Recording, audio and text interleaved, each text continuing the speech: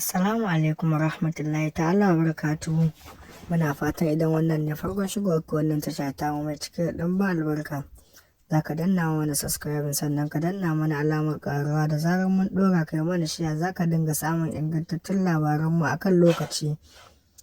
Inna lillahi wa inna ilaihi raji'un. An samu accident din jirgi wato a Lagos.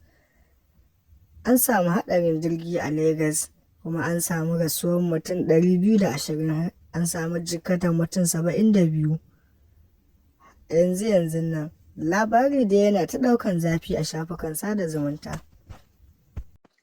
A yanzu haka manyan ƙungiyoyi an shiga lamarin, wato ana so a duba a samo ba'asin abin da ya kawo accident ɗin jirgin a sama.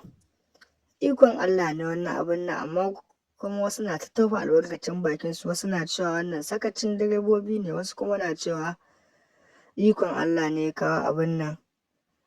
Wannan dai muna fatan za ku danna mana subscribe sannan ku danna mana alamar ƙararrawa domin samun sababbin shirye-shiryenmu. Lokaci kowa da nashi. A yanzu haka an ƙara samun rasuwar mutum 21. An ƙara samun rasuwar mutum 21 ya jikkata mutum 37 kenan a Lagos. Ga dai su nan yanzu zan kunna muku bidiyon za ku gani da idonku domin kuma ku tantance.